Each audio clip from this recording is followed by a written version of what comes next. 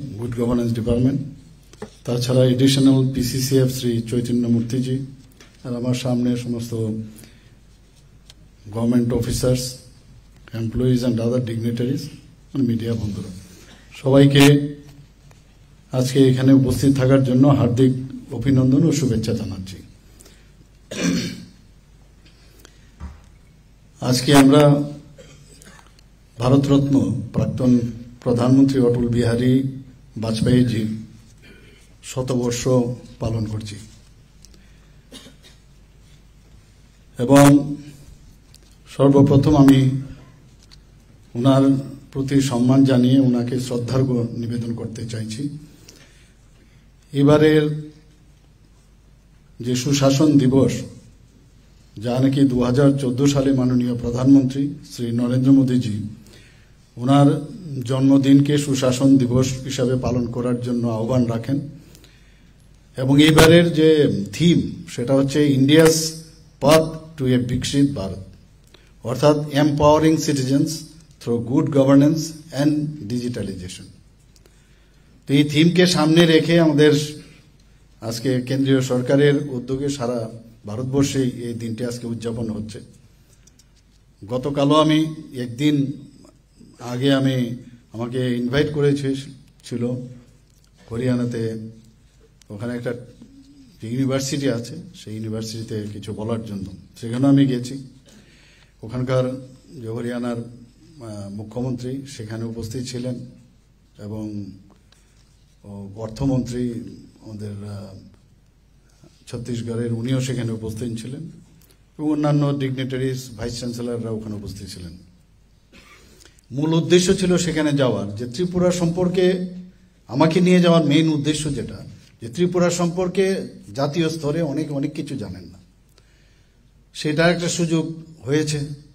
সুশাসনের বিষয় ত্রিপুরাতে আমরা কিভাবে করছি, আগে কি ছিল আর এখন কি। আমাদের মনে আছে যখন আমরা সার্জারি করতাম, প্রি অপ আর পোস্ট অপ দেখাতাম। তো আগে আমরা 2018 আগে কি অবস্থা ছিল, 2018 পরে কি হয়েছে, সেই সুবিধাটা হয়ে গেল সেখানে বলার। আমি যেখানে যতটুকু সম্ভব আমি বলেছি। তো আজকের আমরা জানি পণ্ডিত দীনদয়ালজি উনি সবসময় যেটা বলতেন, আমাদের মার্গদর্শন উনি দিয়েছেন। ওনার সম্পর্কে অনেকেই আমরা জানতাম না বা আমাদের জানতে দেওয়া হতো না। উনি বলতেন যে অন্তিম ব্যক্তি পর্যন্ত সরকারের যে সুযোগ সুবিধা সেগুলো অন্তিম ব্যক্তি পর্যন্ত পৌঁছাতে হবে। এটা হচ্ছে আসল কথা। আগে কি হতো, একটা সরকারি শহরের উপরেই সরকারি যে সুবিধাগুলো সমস্ত মিউনিসিপ্যালিটি এরিয়া বা নগর পঞ্চায়েত সেখানেই সীমাবদ্ধ ছিল। কিন্তু বহু জায়গায় আছে যেখানে সরকারের এই সুবিধাগুলো সেখানে কোনো অবস্থায় পৌঁছত না। সুশাসনের যে কথা আমরা বারবার বলছি, তার মেইন উদ্দেশ্য সেখান থেকে উনি বলতেন যে অন্তিম ব্যক্তি পর্যন্ত সরকারি সুযোগ সুবিধা পৌঁছাতে হবে, এবং সেটাকে মাথায় রেখে আমাদের ভারতরত্ন প্রাক্তন প্রধানমন্ত্রী অটল বিহারী বাজপেয়ী সেই দিশায় উনি কাজ করে গেছেন।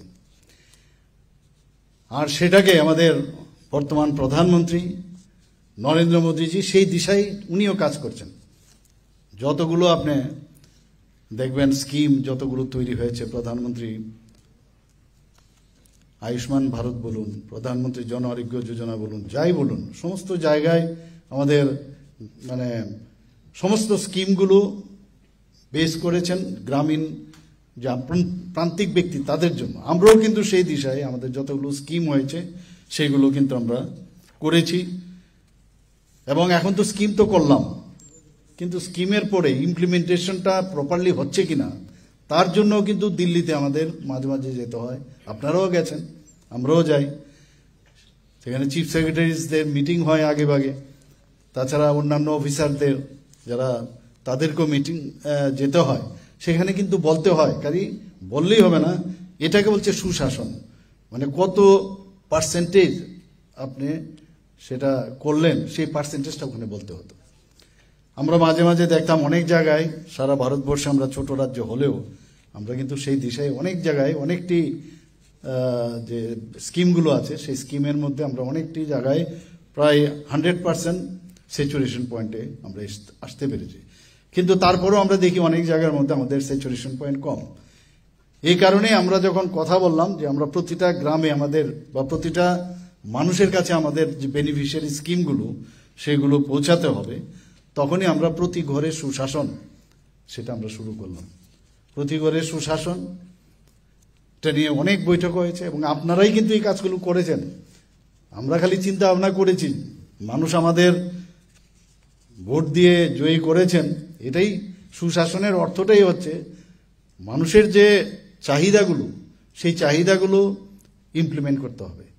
এবং সেটা যখনই আমি বলি আমি আপনাদেরকে আমি বলবো এখন পর্যন্ত যতগুলো কার্যক্রম হয়েছে আপনারা কিন্তু ভালোভাবে কাজ করেছেন, একটা কনফিডেন্স একটা বিল্ড আপ হয়েছে। এর জন্য যেটা আমাদের চিফ সেক্রেটারি মহোদয় বলার চেষ্টা করেছেন যে G20 থেকে আরম্ভ করে G20 একটা অংশও কিন্তু আমরা এখানে করেছি। সেখান থেকে কিন্তু আমাদের শুরু হয়েছে, ন্যাশনাল লেভেলেই বলুন ইন্টারন্যাশনাল লেভেলেও হোক, এবং আমাদের পারদর্শিতা সেটা কিন্তু আমরা বুঝাতে পেরেছি সেখান থেকে আমাদের মানে সেই কনফিডেন্সটা কিন্তু বেড়ে গেছে অনেক। S20 আমাদের দেওয়া হয়েছিল, সায়েন্স 20, কিন্তু এতে করে বাইরের থেকে মানে বিদেশ থেকেও বহু লোক এসছে, তাদের থাকা খাওয়া ব্যবস্থা। কিন্তু অর্থ কি, এই যে যদি আজকে GSDP এখানে না বাড়ে, অর্থনীতির সাথে সামাজিক উন্নয়নেরও একটা মানে মান উন্নয়নেরও একটা বিরাট সম্পর্ক রয়েছে। তার জন্য তারা যে এসছে তাদের থাকা খাওয়া এবং তারা কোথায় আমাদের যে বিভিন্ন যেসব পর্যটন কেন্দ্রগুলো আছে, আমাদের ত্রিপুরার যে পটেনশিয়াল যে বিষয়গুলো সেইগুলো ওনাদের সামনে আমরা রাখতে পেরেছি।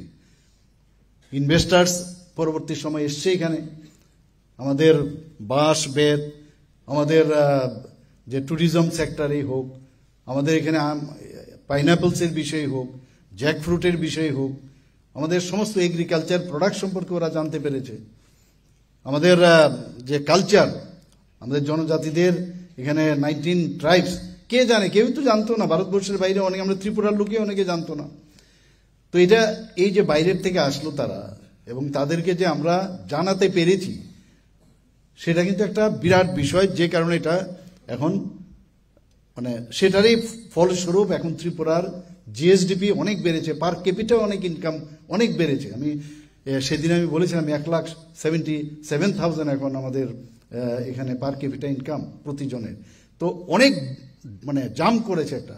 তো এটা যদি বাড়তে হয় আমাদের যারা বাইরের থেকে আসবে তাদের থেকে আমাদের নিতে হবে, এবং আমাদের যে রাবারি হোক, আমাদের আগর হোক, আমাদের মানে চা ক্ষেত্রেই হোক, সব দিকে আমাদের যে প্রোডাক্টসগুলো আছে সেইগুলো নিয়ে ওনাদের কাছে রাখলে যখন আর্থসামাজিক উন্নয়ন হবে তাহলে ওই প্রান্তিক ব্যক্তির কাছে আমরা তবেই সমস্ত বেনিফিশিয়ারি স্কিম আমরা নতুন নতুন বানাতে পারব। মুখ্যমন্ত্রী যে আপনার প্রধানমন্ত্রী জন আরোগ্য যোজনার মতো আমরা মুখ্যমন্ত্রী জন আরোগ্য যোজনা করেছি একই স্টাইলে, 5 লক্ষ করে প্রতি বছরে প্রতিটা পরিবারকে দেওয়া। আরো বেশি কিছু আরো নতুন নতুন করতে পারবো যখন আপনার কাছে আপনার টাকশালে পয়সা থাকবে, তবেই সম্ভব হবে। এবং এই যে আমাদের এখন চলছে একটা উন্নয়নের যোগ্য, সেটা কিন্তু আপনাদের মাধ্যমেই সেটা সম্ভব হবে। গুড গভর্নেন্স আমরা ডিসিশন নেব, কিন্তু ইমপ্লিমেন্টেশন আপনাদেরই করতে হবে। এখানে আমি মাঝে মাঝে দেখি গুড গভর্নেন্সের সাথে আইন শৃঙ্খলার একটা বিশেষ একটা রিলেশন আছে, যে কারণে আমি এটার উপর বেশ গুরুত্ব সহকারে আমি দেখি। মাননীয় প্রধানমন্ত্রী নরেন্দ্র মোদীজির যে আশীর্বাদ এবং ওনার যে চিন্তাধারা, যে অ্যাক্টিভ পলিসি, এবং আমাদের যিনি স্বরাষ্ট্রমন্ত্রীজি উনি এসেছিলেন কিছুদিন আগে, আপনারা সবাই জানেন, অমিত শাহজি, 12টার মতো অ্যাকর্ড হয়েছে নর্থ ইস্টার্ন রিজনে। আমার মনে আছে আগে আমরা নর্থ ইস্টে গুয়াহাটিতে রেলওয়ে স্টেশনে কখন বোম ব্লাস্ট হবে আমরা কিন্তু মানে ভয় থাকতো সেই জায়গায়। এই 12টার মতো যখন অ্যাকর্ড হলো এবং ত্রিপুরাতে কিছুদিন আগে TTF এবং LFTর সাথে হলো, এখন বলা যায় যে ত্রিপুরা সন্ত্রাসমুক্ত ত্রিপুরা আমরা বলতে পারি এখন। তো যখন শান্তি প্রতিষ্ঠিত হবে, সব মানুষ আগে কিন্তু নর্থ ইস্টে ভয়ে আসতে পারতো না। সেদিন এত ভালো লাগলো যে আমরাও কিন্তু, আমি জানি না আপনারা জানেন কিনা, সেদিন মাননীয় গৃহমন্ত্রীজি বলছিলেন যে নর্থ ইস্ট, এই যে অষ্টলক্ষ্মী নাম দিয়েছে মাননীয় প্রধানমন্ত্রীজি, সেটা 2 গুণ বেশি তার আয়তন এই উত্তরপ্রদেশ থেকে। এবং ভগবান ঈশ্বর এত ব্লেসিং এখানে দিয়ে রেখেছে, প্রকৃতিতে এত কিছু এখানে পটেনশিয়াল আছে। উনি বলছিলেন যদি এখান থেকে আগামী দিনের যে জিডিপি যদি বাড়তে হয় এখান থেকে শুরুয়াত হবে। তো আমাদের যদি এতদিন ধরে কিন্তু কেউ এটা দেখেনি, প্রধানমন্ত্রীজি আসার পর সেটা কিন্তু শুরু হয়েছে। আজকে আপনি দেখুন রাস্তাঘাট এভরিথিং এখন মানে কত কোন জায়গায় গেছে। আগে NH-08 একটা পাতলা একটা গলির মতো মনে হতো, যেতাম আমরা, আর সেই জায়গার মধ্যে এখন 6টা ন্যাশনাল হাইওয়ে আরও হচ্ছে। আরও একটা এর মধ্যে হলো আউট অফ 4 প্রিন্সিপাল যে উনি স্বীকৃতি দিয়েছিলেন তার মধ্যে আরেকটা হচ্ছে।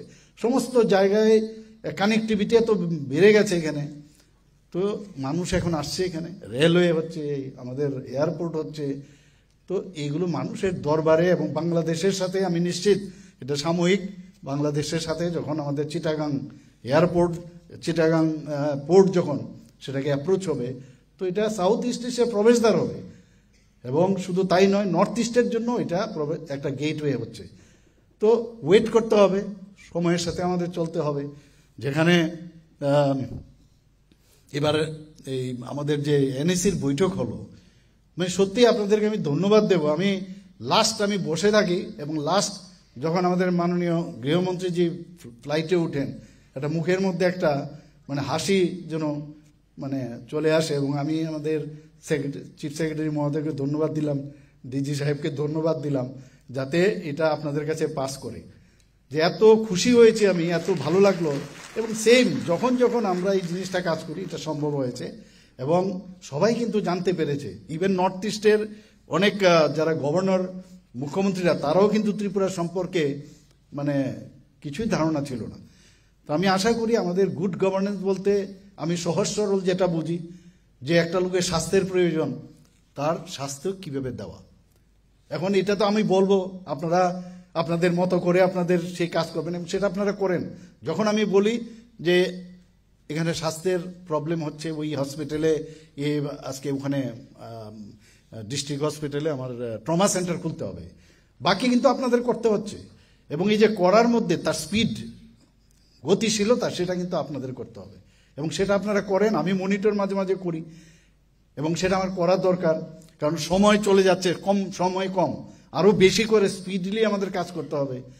আমাদের আর্থিক বিষয়গুলো আমরা দেখব, নিশ্চয়ই দেখব, কিন্তু আর গুড গভর্নেন্সের আরেকটা বিষয় হচ্ছে, যেটা আমাদের অটলজি সবসময় যেটা নজর দিতেন, সেটা হচ্ছে যে দুর্নীতিমুক্ত প্রশাসন।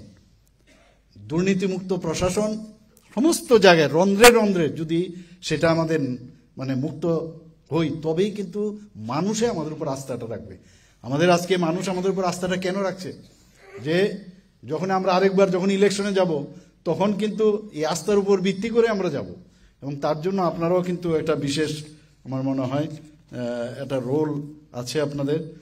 এবং আমি আশা করি যে এখানে আপনারা যেভাবে কাজ করছেন, এবং আমাদের কাছে এত বড় একজন ব্যক্তি, এত বড় মানে প্রকট, আমি বলবো একজন লেখক, কবি, উনার আজকের এই 100 বছরের জন্মদিনে আমরা অনেক কিছু কিন্তু শপথ নেওয়া উচিত।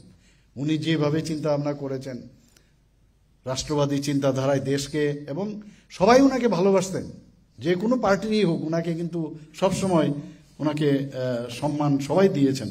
আমরা জানি যে সাংবাদিকতার সাথে উনি যুক্ত ছিলেন। রাষ্ট্রধর্ম, পাঞ্চজন্য, বীর অর্জুন নামক সংবাদপত্রের উনি সম্পাদনাও করেছেন, এবং স্বাধীনতা সংগ্রামে উনি যোগদান করেছিলেন। ভারত ছাড়ো আন্দোলন করে উনি কারাবরণও করেছিলেন। তিনি সংসদীয় দলের নেতা, পরে প্রধানমন্ত্রী হয়েছেন, তিনবার প্রধানমন্ত্রী হয়েছেন, 13 মাসে এবং পূর্ণ সময়ের জন্য 3 বার। এইরকম ইতিহাস আমার মনে হয় না আর কখনো আমরা দেখেছি বা শুনবো আমরা। শ্রী বাজপেয়ীজি, আমাদের বাজপেয়ীজি 10 বার লোকসভা এবং 2 বার রাজ্যসভার সদস্য হিসাবে উনি নির্বাচিত হন। এবং 1975 থেকে 1977 সাল পর্যন্ত যখন জরুরি অবস্থায় তিনি প্রচণ্ড তীব্র বিরোধিতা করেন, এবং এর ফলস্বরূপ ওনাকে জেলও যেতে হয়েছিল। এবং আমরা সবাই জানি যে নামে অটল, সত্যি কাজেও কিন্তু অটল। আমরা যখন সফল পরমাণু পরীক্ষা এবং কার্গিল যুদ্ধের সময় আমরা ওনার দৃঢ় সংকল্প আমরা দেখতে পেয়েছি এবং ভারতকে একটা অগ্রণী রাষ্ট্রের মধ্যে উনি সেইভাবে প্রতিষ্ঠিত করেছিলেন। শুধু তাই নয়, পাশাপাশি যে আমাদের রাজ্যগুলো ছিল তাদের সাথেও একটা সুসম্পর্ক যাতে হয়, আমরা লাহোর বাসযাত্রা বলি, আগ্রা শিখর সম্মেলন, সেগুলোও কিন্তু উনি ওইসব ঘটনাগুলো আমাদের আজকের দিনে মনে পড়ে। এবং ওনার যে বিষয়গুলো প্রথমে আগে আমরা দেখতে পারিনি, যে স্বর্ণালী চতুর্ভুজ, রাষ্ট্রীয় রাজমার্গ পরিযোজনা, প্রধানমন্ত্রী গ্রাম সড়ক যোজনা আজকাল আমরা বলি খুব, কিন্তু উনারই এই সময়ে সেটা তৈরি হয়। টেলিযোগাযোগ, আইটি এবং বিদ্যুৎ সেক্টরগুলোতে ওনার বিশেষ অবদান রয়েছে। শুধু তাই নয়, 3টা রাজ্য ছত্তিশগড়, ঝাড়খণ্ড এবং উত্তরাখণ্ড, 3টা রাজ্য ওনার সময় কিন্তু গঠিত হয়েছিল। এবং তুখোড় সুবক্তা ছিলেন, আমরা সবাই দেখি, এখনো মাঝে মাঝে আমরা ওনার ইউটিউবে যদি দেখি বা টিভিতে আমরা দেখতে পাই। এবং উদার মানুষের ব্যক্তিত্ব ছিলেন উনি, অত্যন্ত সজ্জন ব্যক্তি। এবং রাজনৈতিক জীবনে এই ধরনের ব্যক্তি কিন্তু সাধারণত দেখা যায় না। আমরা ডাক্তার রাম মনোহর লোহিয়া, ওনার যে হিন্দি প্রেমের খুব প্রশংসক ছিলেন উনি, এবং ওনাকে শ্রী চন্দ্রশেখর জি প্রাক্তন প্রধানমন্ত্রী ওনাকে বলতেন গুরুদেব বলে সম্বোধন করতেন। এই কথাগুলো না বললেই নয়। এবং মানে সর্বশ্রেষ্ঠ সাংসদ হিসাবে উনি পুরস্কৃত হয়েছিলেন। এবং ওনার আজকের দিনে আমরা জানি যে জন্মদিন, এবং ওনার যে স্বপ্ন, যে দুর্নীতি নির্মূলীকরণ, সেগুলো নিয়ে আমরাও আগামী দিন আমরা উনি যে মার্গদর্শন দিয়েছেন সেইভাবে আমরা কাজ করব। এবং সুশাসন মানেই আমরা জানি যে জনকল্যাণের জন্য আমাদের কাজ করা উচিত। আজকে এখানে আমরা এর মধ্যে আমার সরকার, আমরা একটা এর মধ্যে বলা হয়েছে কিনা আমার সরকার, আমরা একটা যা চিন্তা করেছি যে আমার সরকার এটা করতে হবে। যে আমার সরকার, যখন আমি দিল্লিতে গিয়ে আমার সরকার বললাম, এটা বাংলাতে মেরি সরকার, मैं चीफ को बोला था मैंने আমার का हिंदी क्या है, तो बोला मेरी सरकार। তো ওখানে গিয়ে বুঝাতে হয়েছে প্রধানমন্ত্রীজির সামনে যে মেরি সরকার, এটা করে সমস্ত আমাদের বিশেষ করে গ্রামে সমস্ত জায়গার মধ্যে কোনো জায়গায় কোনো সমস্যা হচ্ছে, সেই পোর্টালে ফটো তুলে সেই সমস্যাগুলো তুলে দিলে নির্দিষ্ট সময়ে তার সমাধান প্রায় 95% আমি যা শুনলাম যে নিষ্পত্তি হয়ে যাচ্ছে। প্রথমে আপনার ব্লক লেভেলে না হলে সাব ডিভিশনাল লেভেলে, ডিস্ট্রিক্ট লেভেলে, না হলে চিফ সেক্রেটারি মুখ্যমন্ত্রী লেভেলে, সেটা আমরা দিই। তো এই যে বিষয়গুলো আমরা প্রতি ঘরের সুশাসন থেকে শুরু করে আমরা শুরু করেছি। এবং মুখ্যমন্ত্রীর সময়পিছু আমি নিজেই ভাবলাম যে মুখ্যমন্ত্রীর দরবার শুনেছি, দরবার, তাই বললাম মুখ্যমন্ত্রীর সময়পিছু কথাটা মনে হয় অনেকটা ভালো হবে।